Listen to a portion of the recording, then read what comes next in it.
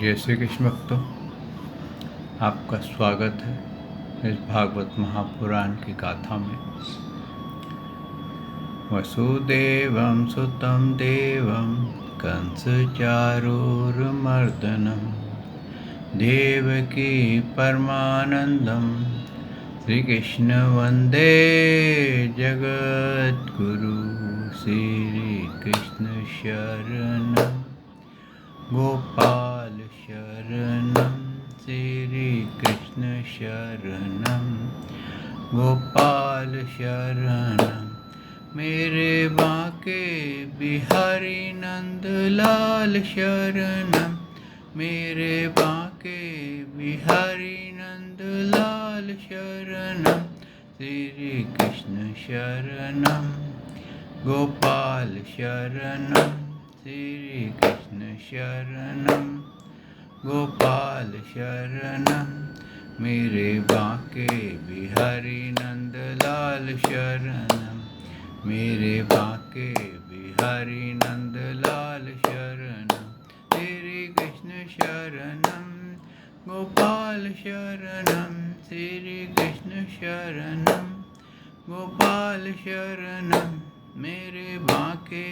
बिहारी नंदलाल शरणं रे बांके बिहारी नंदलाल शरणं श्रीकृष्ण शरणं गोपाल शरणं श्रीकृष्ण शरणं गोपाल शरणं मेरे बांके बिहारी नंदलाल शरणं मेरे बांके बिहारी नंदलाल शरणं।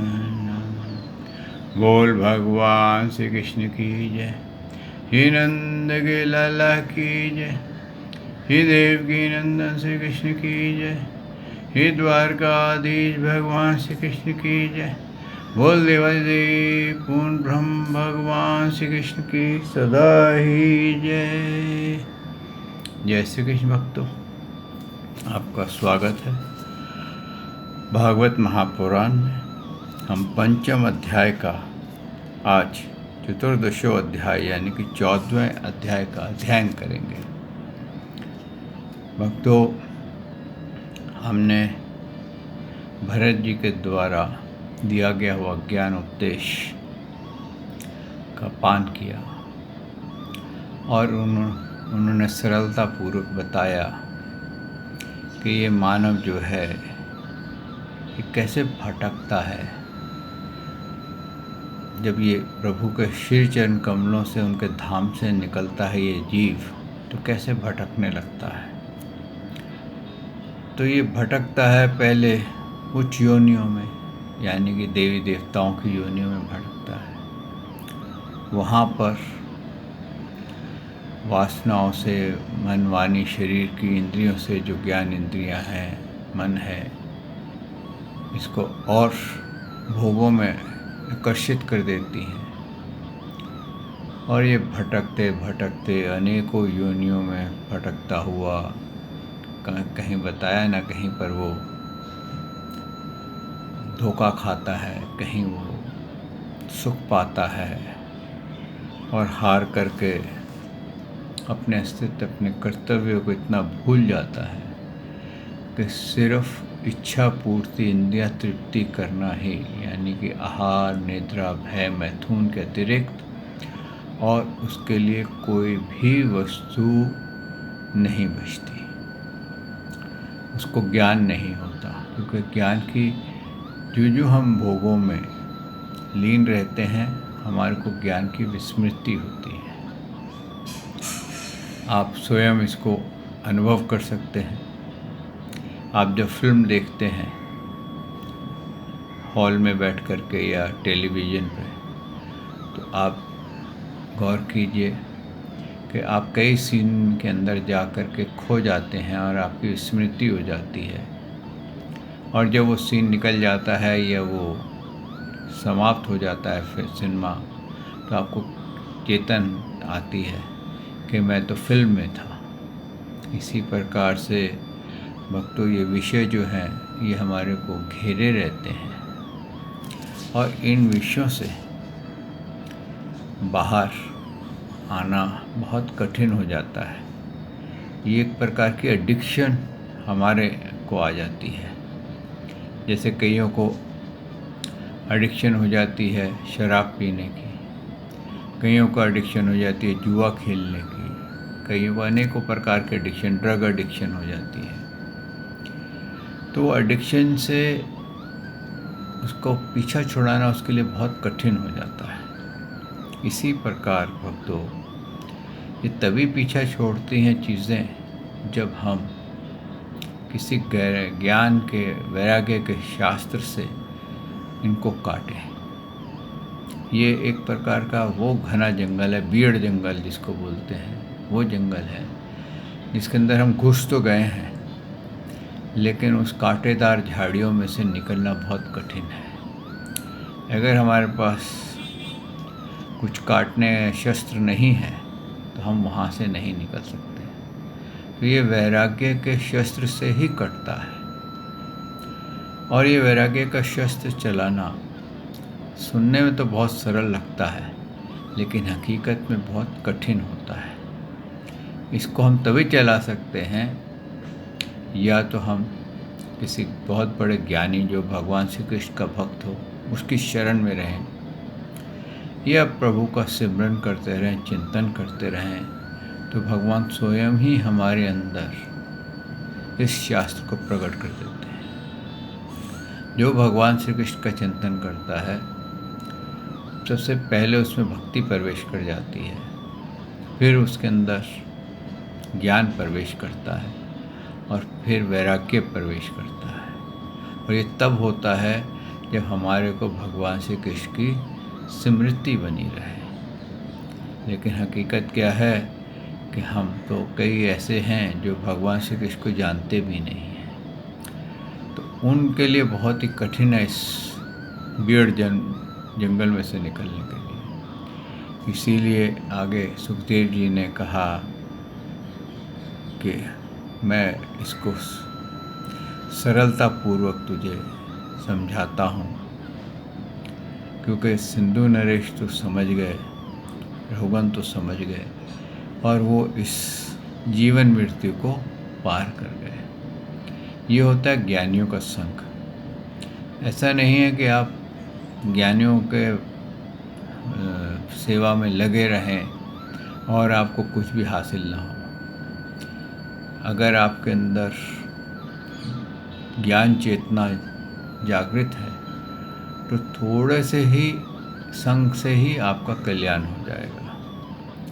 आगे राजा परीक्षित ने उनसे प्रार्थना की कि आप मेरे को इसको सरलतापूर्वक समझाइए, जिससे कि बहुत से मानव जीव इसको नहीं समझ पाएंगे। तो आज यहीं पर हम भागवत का आरंभ करते हैं। सच्चिदानंद रूपाय विश्वोत्पत्ते आदि हेतवे तापत्रय विनाशाय श्रीकृष्णाय वयं नमो नमः। श्रीकृष्णाय वयं नमो नमः। श्रीकृष्णाय वयं नमो नमः। श्रीकृष्णाय वयं नमो नमः। बोल भगवान श्री कृष्ण महाराज की जय। आज चतुर्दशो अध्याय भावट्टी का स्पष्टीकरण।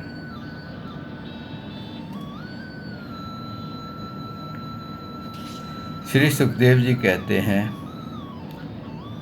राजन, देवाभिमानी जीव के द्वारा सत्व आदि गुणों के भेद से शुभ, अशुभ और मिश्रित 3 प्रकार के कर्म होते रहते हैं।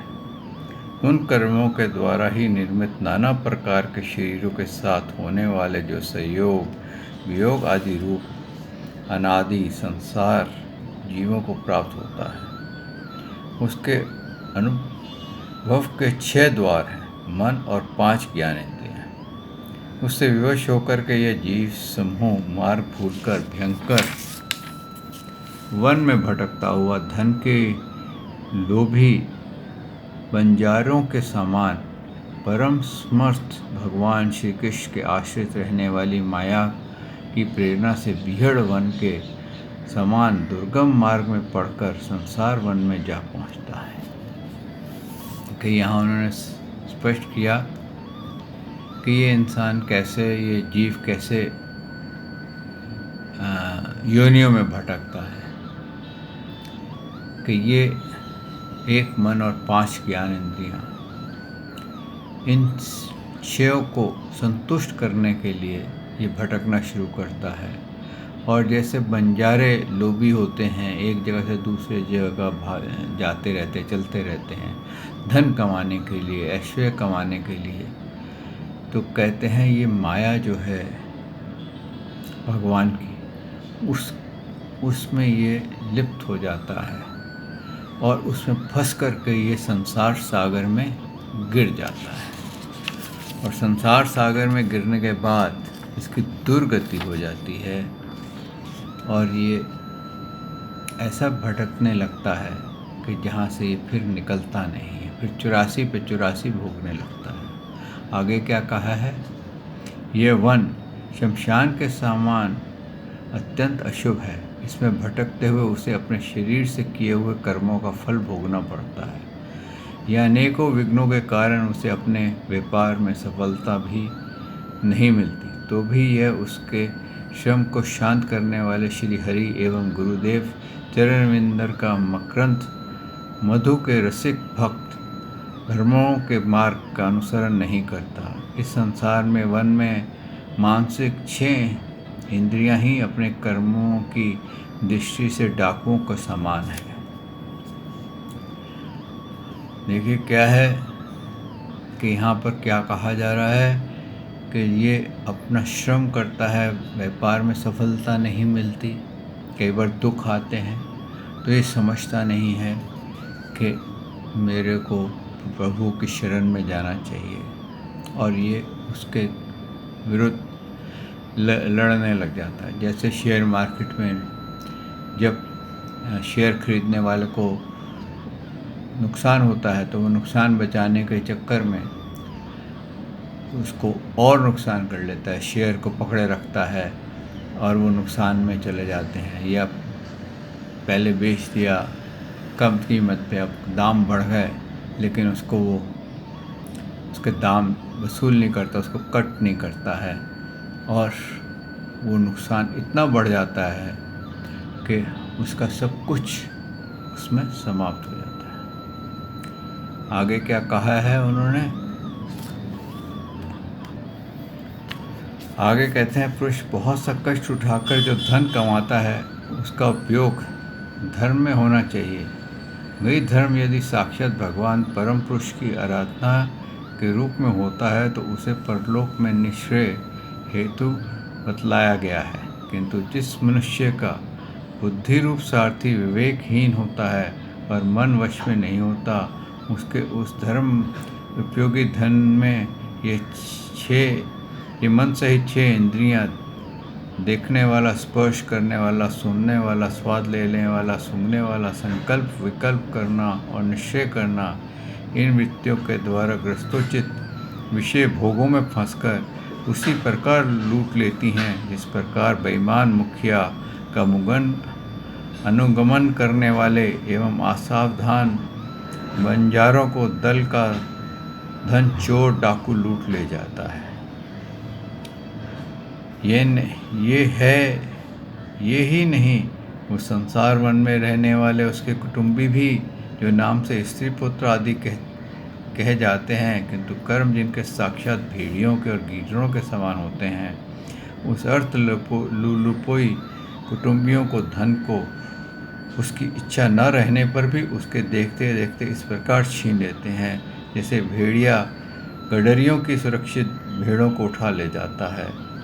इस प्रकार यदि किसी खेत में बीजों की अग्नि द्वारा जलाना दिए गए हों तो प्रतिवर्ष जोतने पर भी खेत का समय आने पर वह फिर से झाड़ झंझाड़ लता और तृण आदि गहन हो जाते हैं। इसी प्रकार यह गृहस्थ आश्रम भी कर्म भूमि है, इसमें जो कर्मों का सर्वथा छेद कभी नहीं होता, क्योंकि वह यह घर कामनाओं की पिटारी है। यहाँ देखिए बहुत सरलता से उन्होंने समझाया है कि कैसे इसका धन जो इसने बहुत कष्ट करके कर्म कमाए होते हैं, जिससे कि इसने सुख पाया होता है।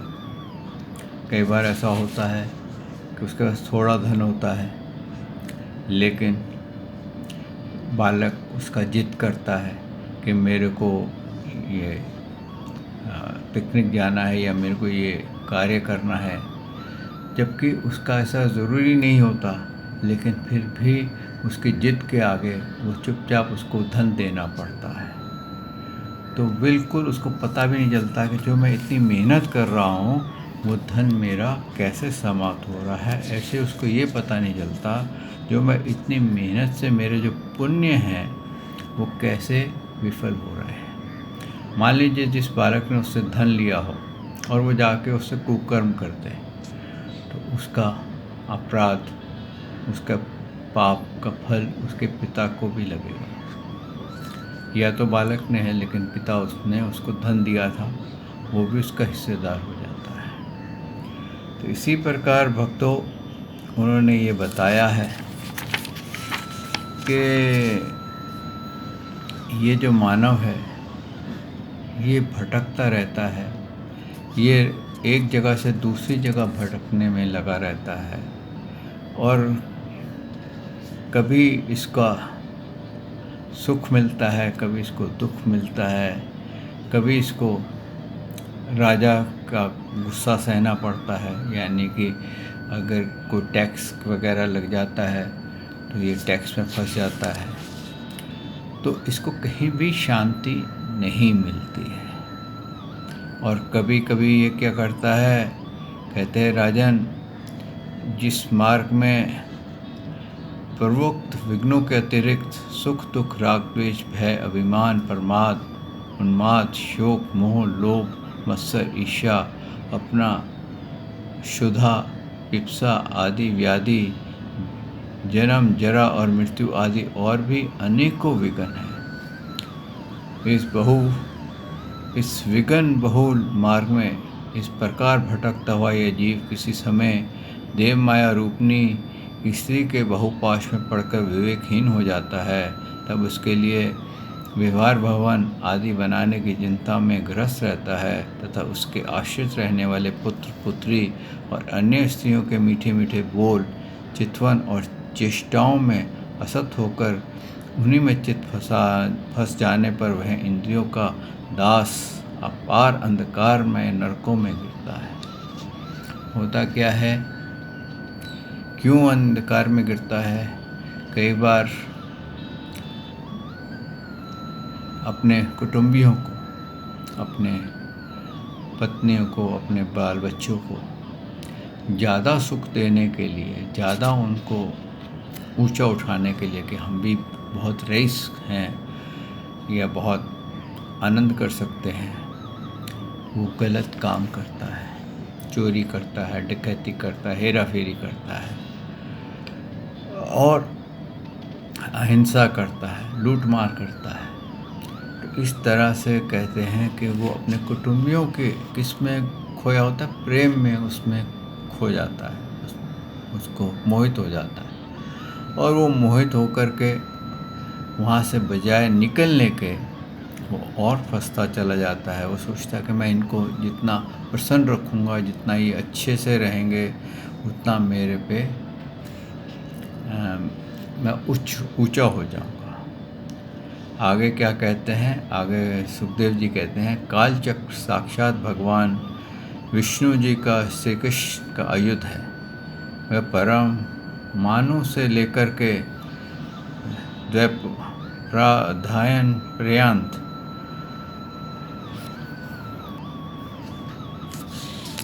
कालचक्र साक्षात भगवान का आयुध है। वह परमाणु से लेकर के द्वैपायन पर्यंत क्षण घाटी और अवयवों से युक्त है। वह निरंतर सावधान रह करके घूमता रहता है। जल्दी जल्दी बदलने वाली बाल्य यौवन आदि अवस्थाएं ही उसका वेग है। उसके द्वारा वह ब्रह्मा से लेकर के शुद्ध अति शुद्ध तृण पर्यंत सभी भूतों का निरंतर संहार करता रहता है। कोई भी इसकी गति से में बाधा नहीं डाल सकता। उससे ये भय मानकर भी उसका यह कालचक्र निज अयुध है। उन साक्षात भगवान यज्ञ पुरुष की आराधना छोड़ करके यह मंदमती मनुष्य पखंडियों के चक्करों में पड़ करके उनके कंक बगुले और बुगला गीत बटेरे के समान आर्य शास्त्र वशकृत देवताओं का आश्रय लेता है, जिनका केवल वेद ब्रह्म अप्रमाणिक आगमनों में ही उल्लेख किया गया है। ये पखंडी तो स्वयं ही धोखे में है, जब यह भी उनकी ठगाई में आकर के दुखी होता है तब ब्राह्मणों की शरण लेता है। किंतु उपनयन संस्कार अंतर और शौच सत्कर्मों से भगवान यज्ञ पुरुष की आराधना करना आदि जो उसका शास्त्र उक्त उच्चार है वह इससे अच्छा नहीं लगता। इसीलिए वेदों के आचरण में अनुकूल अपने शुद्ध न होने के कारण यह कर्म शून्य शुद्ध कुल में प्रवेश करता है, जिसका स्वभाव वानरों के समान केवल कुटुंब पोषण और स्त्री सेवन ही है। यहाँ पर सुखदेव जी ने बताया है कि काल चक्र जो है, ये समय जो आप दिन और रात देख रहे हैं, ये भगवान श्री कृष्ण का विष्णु जी का आयुध है, जो सदा चलता रहता है, जो काटता रहता है, ये कभी रुकता नहीं है। ये ब्रह्मा से लेकर के छोटी से छोटी घास की तिनकी तक को काट देता है। और इसको पता भी चलता है कि ये कालचक्र चल रहा है, लेकिन कालचक्र देखता भी है कि सबसे पहला जब इसके सर पे घंटा बजता है तो बाल सफ़ेद होते हैं, दूसरा घंटा बजता है आंखें कमज़ोर होती हैं, तीसरा घंटा बजता है तो दांत खराब होने लगते हैं, चौथा घंटा बजता है तो झुर्रियाँ देखता है, पांचवा घंटा बजता है तो इसको 4 आदमी उठा के लेके जाते हैं। लेकिन इतना होने पर भी रोज़ देखता है कि ये चला गया, इसकी मृत्यु हो गई, रोज़ डेड बॉडीज देखता है आसपास की। तभी भगवान कहते हैं ना कि मंदिर में माथा टेको ना टेको, लेकिन शमशान घाट में ज़रूर टेको। इसके बावजूद इतना होने पर भी ये चेतता नहीं है। और ये क्या करता है, ये उस भगवान का, यानी कि जो सृष्टि से पहले था, आज भी है और सृष्टि के बाद भी रहेगा, उस भगवान का आश्रय ना लेकर के उनका आश्रय लेता है जहाँ पर कि ये धोखा खाता है। खाली इसको पखंडियों का, जो कि इसको सिर्फ ये लोग ले देते हैं कि तेरा ये पूजा करने से, ये कर्म कांड करने से तुझे ये लाभ हो जाएगा, ऐसा करेगा तो ऐसा हो जाएगा। और जब ये वहाँ पर धोखा खाता है, उनको जाकर के खूब दक्षिणा देता है, लेकिन इसका काम नहीं बनता, इसको धोखा मिलता, तब ये थोड़ा ही चेतता है। जब चेतता है तो इसको फिर इसके मन में आता है कि मैं उस परमात्मा को खोजूं जो सृष्टि से पहले था, जो सच्चा परमात्मा है, जिसकी ये सृष्टि रची हुई है, जिसका ये कालचक्र चल रहा है।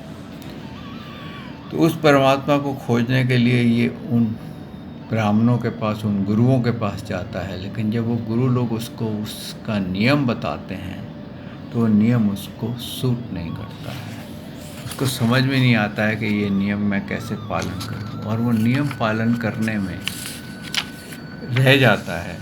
और जब नियम नहीं पालन करता तो उसका क्या होता है कि वो और गिर जाता है। तो इसी प्रकार से उन्होंने आगे कहा है कि उसका जो है नियम ना पालन करने से वह और शूद्र कुल में प्रवेश कर जाता है। जिसका स्वभाव वानरों के समान केवल कुटुंब पोषण और स्त्री सेवन करना ही है। और बिना रोक टोक के स्वच्छंद विचार करने से इसकी बुद्धि अत्यंत दीन हो जाती है और एक दूसरे का मुख देखना आदि विषय भोगों में फंसकर इसे अपने मृत्यु काल का भी स्मरण नहीं रहता। वृक्षों के समान जिनका लौकिक सुखी फल है, उन घरों में ही सुख मानकर वानरों की भांति स्त्री पुत्र आदि असत्र होकर के यह अपना सारा समय मैथुन आदि विषय भोगों में ही बिता देता है। यानी कि इस प्रकार से ये इसका अधपतन होता है कि यह कहीं ठोर नहीं होती। क्यों?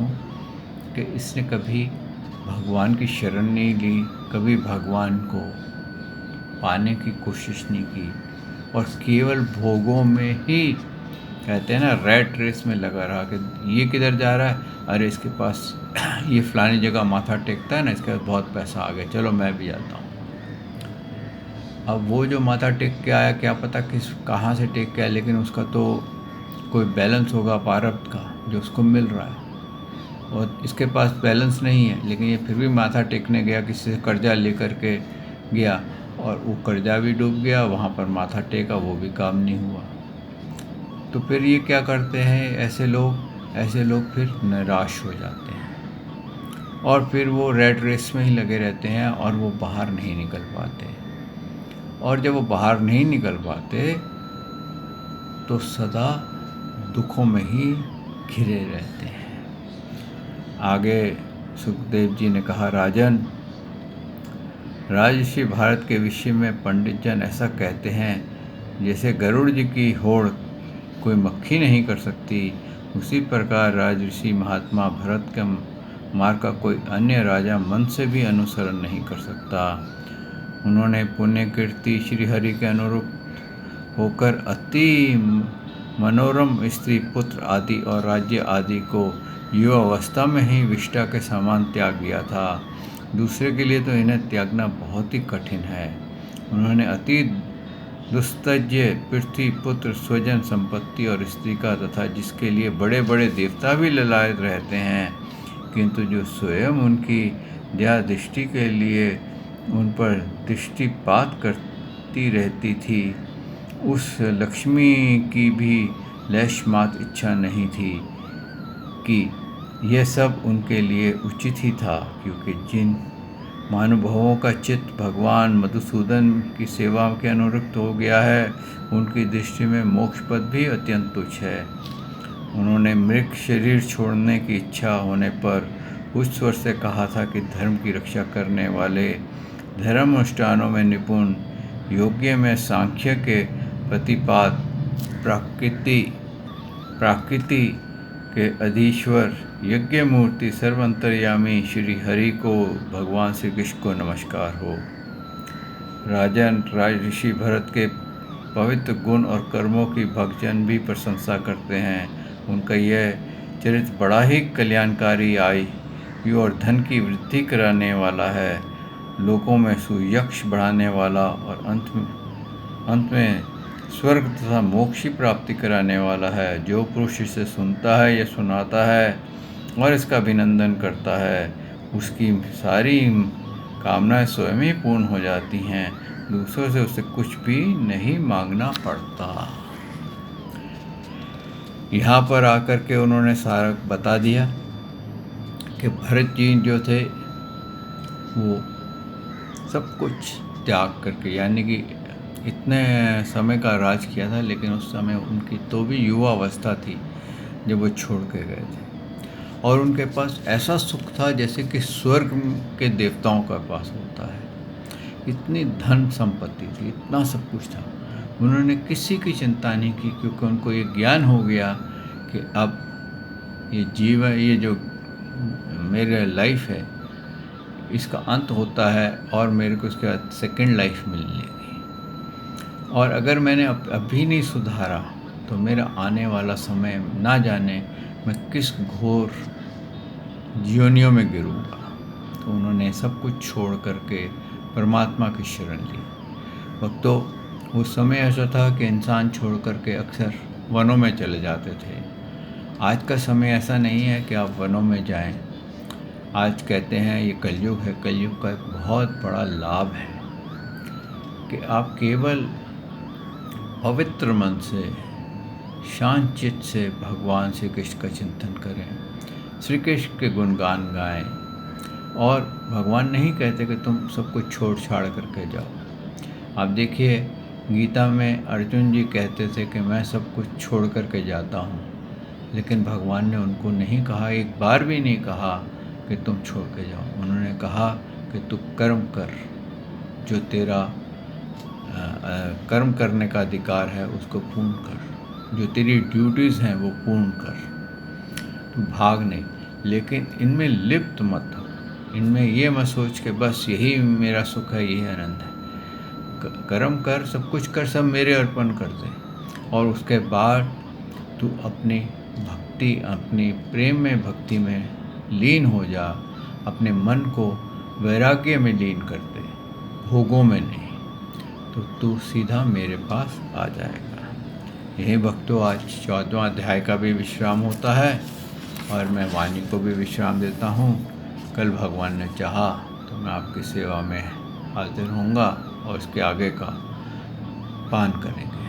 श्री कृष्ण शरणम गोपाल शरणम, श्री कृष्ण शरणम गोपाल शरणम, मेरे बांके बिहारी नंद लाल शरणम, मेरे बांके बिहारी नंद लाल शरणम, श्री कृष्ण शरणम गोपाल शरणम, श्री कृष्ण शरणम गोपाल शरणम, मेरे बांके बिहारी नंद शरणम, मेरे बांके बिहारी नंद लाल शरणम, श्री कृष्ण शरणम गोपाल शरणम, श्री कृष्ण शरणम गोपाल शरणम, मेरे बांके बिहारी नंद लाल शरणम, मेरे बांके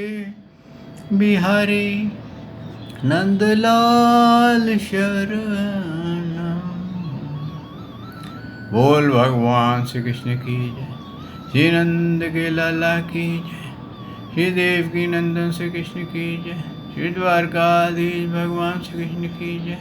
बोल देवादेव पूर्ण ब्रह्म भगवान श्री कृष्ण की सदा ही जय। जय श्री कृष्ण भक्तों।